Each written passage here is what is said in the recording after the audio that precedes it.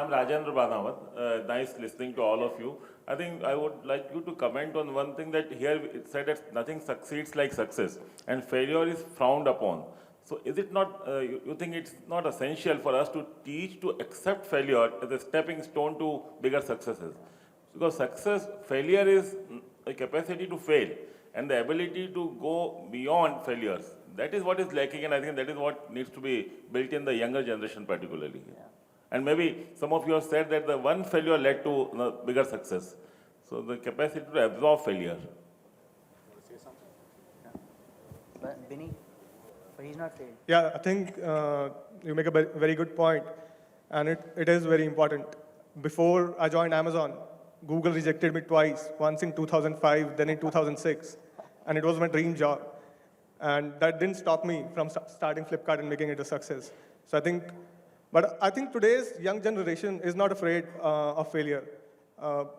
When I look at resumes, I see a lot of people who have started companies and sort of shut them down in 2-3 years and are coming back to sort of companies like Flipkart, with which they can relate to. So I think that is sort of happening. You can't really force it. I think it's already happening.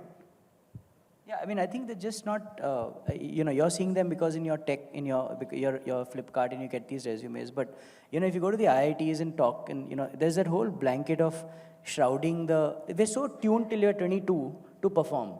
Every single percentage in your mark sheet is life-changing. So to just reverse your DNA and now say that, the lower the marks, the better, is very, very difficult. So I think there's a cultural shift, where parents need to start by saying, okay, it doesn't matter if you did, and it's an oxymoron, right? I mean, how do you fail to succeed? But that's the truth. So I think there's a very, very important, everything we see, everybody on TV is a superstar. Every media guy talks about superstars. So where's the super failure? It's a very big question. I think what Alok said is really relevant. But Alok, the way to put it, I think, would be if we celebrated the stories with the whole story, yeah, and not just the end. So the end is, a happy ending for many people. We hear about it. But then those stories, and I heard you talk about Jobs, yeah, no one really, really talks about what he went through. Exactly.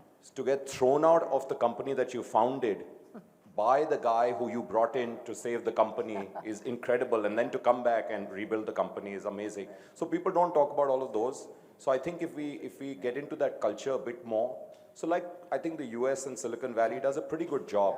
People say quite proudly that, I failed in my first 2 ventures. Now you can argue and say, you can say that if you succeeded in your third. But, it's changing a lot, the kind of folks we're hiring. I think some of our best folks are folks who have tried their hand at entrepreneurship. Right. I won't say, they failed.